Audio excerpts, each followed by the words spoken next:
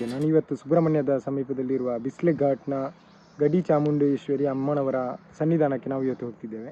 ವೀಕ್ಷಕರು, ಯಾರೆಲ್ಲ ನನ್ನ ಈ ಚಾನಲ್ಗೆ ಸಬ್ಸ್ಕ್ರೈಬ್ ಆಗಲಿಲ್ವ ದಯವಿಟ್ಟು ಸಬ್ಸ್ಕ್ರೈಬ್ ಆಗಿ, ಹಾಗೂ ಲೈಕ್ ಮಾಡಿ, ಶೇರ್ ಮಾಡಿ, ಕಮೆಂಟ್ ಮಾಡಿ. ಇವಾಗ ನಾವು ಗುಂಡ್ಯ ಹಾಗೂ ಸುಬ್ರಹ್ಮಣ್ಯ ಮಾರ್ಗದಲ್ಲಿ ಹೋಗ್ತಿದ್ದೇವೆ. ಇದು ಕೈಕಂಬ ಜಂಕ್ಷನ್. ಆ ಜಾಗಕ್ಕೆ ಸುಮಾರು ಒಂದು 25 ಕಿಲೋಮೀಟರ್ ಇದೆ. ಇವಾಗ ಕುಲ್ಕುಂದ ಜಂಕ್ಷನ್ಗೆ ನಾವು ತಲುಪ್ತಾ ಇದ್ದೇವೆ. ಇಲ್ಲಿ ಈಗ ಅಲ್ಲಿಗೆ ಬೇಕಾದ ಪೂಜಾ ಸಾಮಗ್ರಿಯನ್ನು ಎಲ್ಲ ಒಂದು ಅಂಗಡಿಯಿಂದ ಈಗ ತಗೊಳ್ಬೇಕಷ್ಟೇ. ಇಲ್ಲಿ ಇದು ಬಿಸ್ಲೆ ಘಾಟ್ನ ಒಂದು ಸುಂದರ ಪ್ರಕೃತಿಯ ಮಧ್ಯದಲ್ಲಿರುವ ಒಂದು ಸಣ್ಣದಾದ ಒಂದು ಕಿರಿದಾದ ಒಂದು ರೋಡ್. ಇದು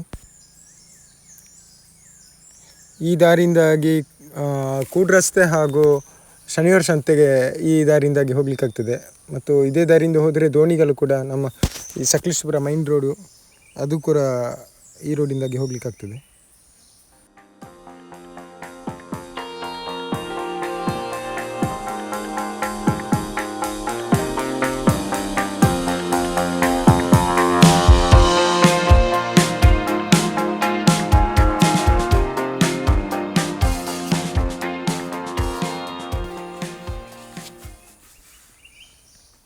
ಇಲ್ಲಿಗೆ ಇವಾಗ ನಮ್ಮ ದಕ್ಷಿಣ ಕನ್ನಡ ಜಿಲ್ಲೆಯ ಗಡಿಭಾಗ ಇಲ್ಲಿಗೆ ಎಂಡ್ ಆಗ್ತದೆ. ಇನ್ನು ಆ ಕಡೆ ಈ ಗಡಿಯಿಂದ ಆಚೆಗೆ ಸಕಲೇಶಪುರ ವಿಭಾಗಕ್ಕೆ ಒಳಪಡುತ್ತದೆ.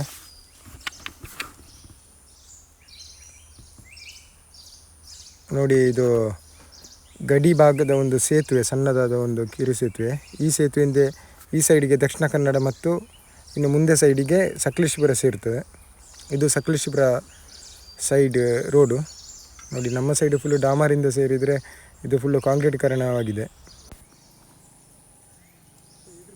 ಇವಾಗ ನಾವು ಗಡಿ ಚಾಮುಂಡೇಶ್ವರಿ ಅಮ್ಮನವರ ಸನ್ನಿಧಾನಕ್ಕೆ ತಲುಪ್ತಾ ಬಂದಿದ್ದೇವೆ.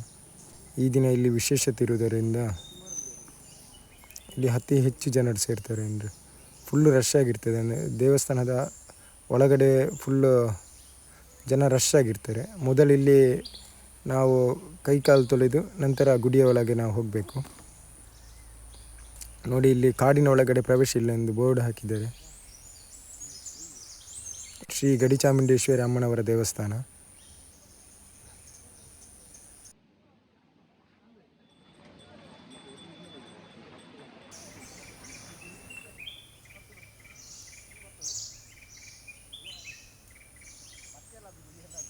ನೋಡಿ, ಇಲ್ಲಿ ಕೆಲವು ಜಾತಿಯ ಪ್ರಾಣಿಗಳು ಇಲ್ಲಿ ಕಾಣಸಿಗ್ತವೆ. ಅಂದರೆ ಕೆಲವೊಂದು ಸಲ ಕಾಣಸಿಗ್ತದೆ, ಯಾವತ್ತೂ ಅಂತ ಇಲ್ಲಿ ಕಾಣಸಿಗೋದಿಲ್ಲ.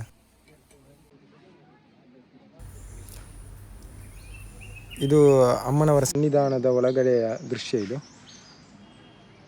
ನೋಡಿ, ಫುಲ್ ಗಡಿ ಚಾಮುಂಡೇಶ್ವರಿ ಫುಲ್ ಅಲಂಕಾರದಿಂದ ಕೂಡಿದ್ದಾರೆ. ಇಲ್ಲಿ ಯಾರು ಅರ್ಚಕರು ಯಾರು ಇಲ್ಲ. ನಾವೇ ಆರತಿಯಲ್ಲಿ ಪೂಜೆ ಮಾಡಿ ನಂತರ ನಾವೇ ನಮ್ಮ ಕಷ್ಟಗಳನ್ನು ಈ ದೇವಿಯ ಜೊತೆ ಹೇಳಬೇಕು.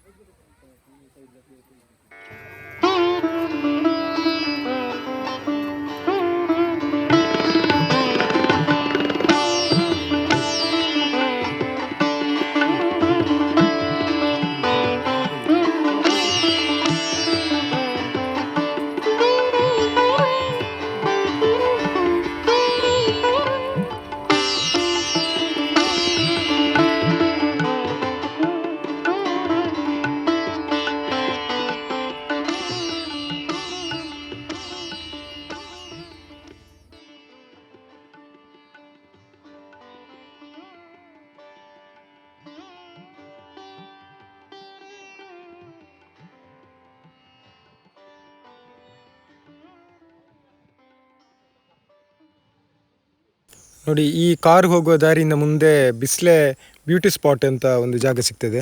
ತದನಂತರ ಕೂಡ್ ರಸ್ತೆ ಎಂಬ ಜಂಕ್ಷನ್ ಸಿಗ್ತದೆ.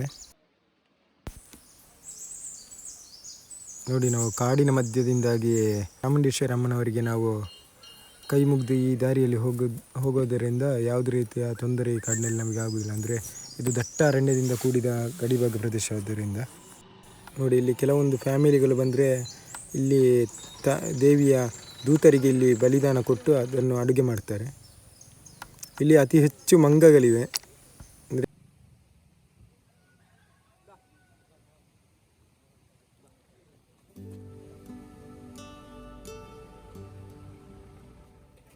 ನಾವು ಇಲ್ಲಿಗೆ ತಂದ ಪೂಜೆ ಸಾಮಗ್ರಿಯಲ್ಲಿ ಪ್ರಸಾದಗಳು ಇದ್ದರೆ ಈ ಮಂಗಗಳಿಗೆ ಕೊಟ್ಟರೆ ಬಾಳೆಹಣ್ಣೆಲ್ಲ ತಗೊಳ್ತವೆ. ಇಲ್ಲಿ ನಮ್ಮ ಪರ್ಸ್ ಹಾಗೆ ಕೆಲವೊಂದು ನಮ್ಮ ಅಮೂಲ್ಯದ ವಸ್ತುಗಳನ್ನು ನಾವು ಸ್ವಲ್ಪ ಜಾಗ್ರತೆ ಮಾಡಬೇಕು, ಇಲ್ಲಾಂದರೆ ಮಂಗಗಳು ಸೀದಾ ಮರಕ್ಕೆ ತಗೊಂಡು ಹೋಗ್ತವೆ.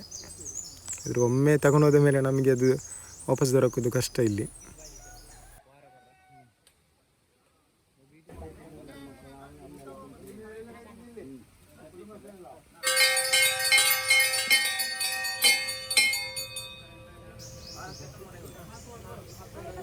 ನೋಡಿ, ಇಲ್ಲಿ ಯಾವುದೊಂದು ಕುಟುಂಬದವರು ಜೊತೆ ಸೇರಿ ದೇವರಿಗೆ ಪ್ರಾರ್ಥನೆ ಸಲ್ಲಿಸ್ತಾ ಇದ್ದಾರೆ.